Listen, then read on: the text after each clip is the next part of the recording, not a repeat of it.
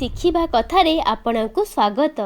ଆଜି ମୁଁ ଆପଣଙ୍କୁ ବତେଇବି ଶୀଘ୍ର ଗର୍ଭବତୀ ହେବା ପାଇଁ କେତୋଟି ଟିପ୍ସ ବିଷୟରେ।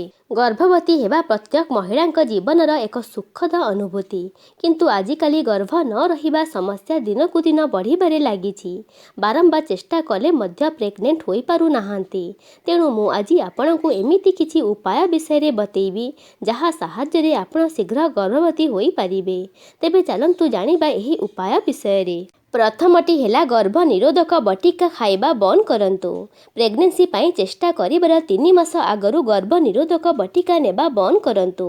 ଯଦି ଆପଣ ଲମ୍ବା ସମୟ ଧରି ଗର୍ଭ ନିରୋଧକ ବଟିକା ସେବନ କରିଛନ୍ତି, ତେବେ ଏହା ଗର୍ଭଧାରଣରେ ସମସ୍ୟା ସୃଷ୍ଟି କରିଥାଏ। ତେଣୁ ପ୍ରେଗନେନ୍ସି ପାଇଁ ପ୍ଲାନିଂ କରିବାର କିଛି ଦିନ ଆଗରୁ ଗର୍ଭ ନିରୋଧକ ବଟିକାର ସେବନ ସମ୍ପୂର୍ଣ୍ଣ ରୂପେ ବନ୍ଦ କରିବା ଆବଶ୍ୟକ। ଦ୍ୱିତୀୟଟି ହେଲା ସଠିକ୍ ସମୟରେ ସହବାସ କରନ୍ତୁ।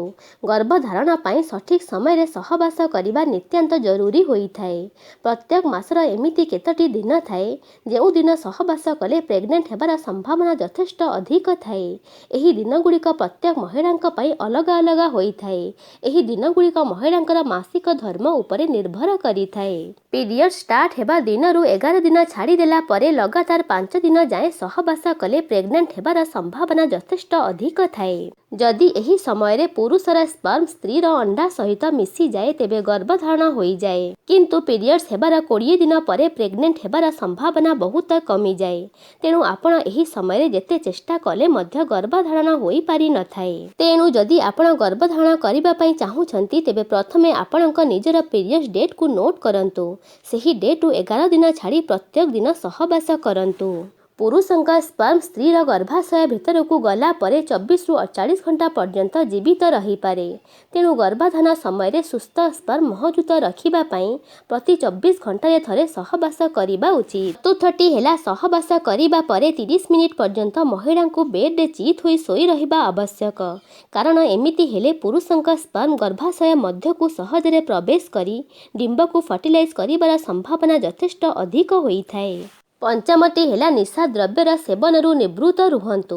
ଯଦି ଆପଣ କିମ୍ବା ଆପଣଙ୍କ ହଜବେଣ୍ଡ ନିଶା ଦ୍ରବ୍ୟ ଯଥା ସିଗାରେଟ୍, ଆଲକୋହଲ ଇତ୍ୟାଦିର ସେବନ କରୁଛନ୍ତି, ତେବେ ଏଥିରୁ ନିବୃତ୍ତ ରହିବା ଦରକାର। ତେବେ ଯାଇ ଗର୍ଭ ରହିପାରିବ। କାରଣ ନିଶା ଦ୍ରବ୍ୟର ସେବନ ପ୍ରଜନନ କ୍ଷମତାକୁ ହ୍ରାସ କରିଦେଇଥାଏ। ଷଷ୍ଠଟି ହେଲା ମାନସିକ ଚାପ ଓ ଷ୍ଟ୍ରେସ୍ରୁ ଦୂରେଇ ରୁହନ୍ତୁ। ପ୍ରେଗନେନ୍ସି ପାଇଁ ଚେଷ୍ଟା କରୁଥିବା ସମୟରେ କୌଣସି ପ୍ରକାର ଚିନ୍ତା ଓ ଷ୍ଟ୍ରେସ୍ରୁ ନିଜକୁ ଦୂରେଇ ରଖନ୍ତୁ ଏବଂ ଯଥାସମ୍ଭବ ମନକୁ ଖୁସି ରଖନ୍ତୁ। କାରଣ ମାନସିକ ଚାପ ଦ୍ୱାରା ହର୍ମୋନର ସନ୍ତୁଳନ ଖରାପ ହୋଇଯାଏ। ତେଣୁ ଷ୍ଟ୍ରେସ୍ ଏବଂ ନେଗେଟିଭ୍ ଚିନ୍ତାରୁ ମୁକ୍ତ ରୁହନ୍ତୁ। ଏହା ମଧ୍ୟ ଶୀଘ୍ର ଗର୍ଭବତୀ ହେବାରେ ସହାୟକ ହୋଇଥାଏ। ସପ୍ତମଟି ହେଲା ଗର୍ଭବତୀ ହେବାକୁ ଚେଷ୍ଟା କରୁଥିବା ମହିଳାମାନେ ପ୍ରତିଦିନ ଅଳ୍ପ ଅଳ୍ପ ବ୍ୟାୟାମ କରିବା ଜରୁରୀ ହୋଇଥାଏ। ଏହା ସହିତ ଉତ୍ତମ ଭୋଜନ ଏବଂ ଫଳ ଖାଇବା ଆବଶ୍ୟକ ହୋଇଥାଏ। କାରଣ ଏଥିରୁ ଶରୀରକୁ ଉପଯୁକ୍ତ ଭିଟାମିନ୍ସ ଏବଂ ମିନେରାଲ୍ସ ମିଳିଥାଏ। ଏହା ବ୍ୟତୀତ ମହିଳାମାନେ ରକ୍ତ ପରୀକ୍ଷା କରି ଶରୀରରେ ଥିବା ହିମୋଗ୍ଲୋବିନ୍ ଏବଂ ଆଇରନ୍ର ପରିମାଣ ଠିକ୍ ରଖିବା ଆବଶ୍ୟକ ହୋଇଥାଏ। ଅଷ୍ଟମଟି ହେଲା ଶରୀରର ଓଜନ ଠିକ୍ ରଖନ୍ତୁ। ଉଭୟ ପୁରୁଷ ଏବଂ ମହିଳାଙ୍କ ଓଜନ ମଧ୍ୟ ପ୍ରଜନନ କ୍ଷମତା ଉପରେ ପ୍ରଭାବ ପକାଇଥାଏ। ଯଦି ଆପଣଙ୍କ ୱେଟ୍ ବହୁତ ଅଧିକ ହୋଇଥାଏ କିମ୍ବା କମ୍ ହୋଇଥାଏ, ତେବେ ମଧ୍ୟ ଗର୍ଭ ରହିନଥାଏ। ତେଣୁ ଏହି ସମସ୍ୟା ଥିଲେ ପ୍ରଥମେ ନିଜ ଓଜନକୁ ନିୟନ୍ତ୍ରଣ କରନ୍ତୁ। ହେଲ୍ଦି ଭୋଜନର ସେବନ କରନ୍ତୁ। ତେଲ ଭାଜି, ଅଏଲି ଫୁଡ୍, ଫାଷ୍ଟଫୁଡ୍ରୁ ସମ୍ପୂର୍ଣ୍ଣ ଭାବରେ ଦୂରେଇ ରୁହନ୍ତୁ। ନବମଟି ହେଲା ଶୀଘ୍ର ପ୍ରେଗନେନ୍ସି ପାଇଁ ପୁରୁଷମାନେ ମଧ୍ୟ କିଛି ଦିଗ ପ୍ରତି ଧ୍ୟାନ ଦେବା ଆବଶ୍ୟକ ହୋଇଥାଏ। ଯଥା ପ୍ରତିଦିନ ବ୍ୟାୟାମ କରି ନିଜକୁ ସୁସ୍ଥ ରଖିବା, ଉପଯୁକ୍ତ ନିଦ୍ରା ନେବା, ଗରମ ପାଣିରେ ନ ଗାଧୋଇବା, ଗରମ ସ୍ଥାନରେ ଅଧିକ କାର୍ଯ୍ୟ ନ କରିବା। କାରଣ ଏହାଦ୍ୱାରା ପୁରୁଷଙ୍କ ସିମେନ୍ରେ ଥିବା ସ୍ପର୍ମର ସଂଖ୍ୟା କମିଯାଇଥାଏ।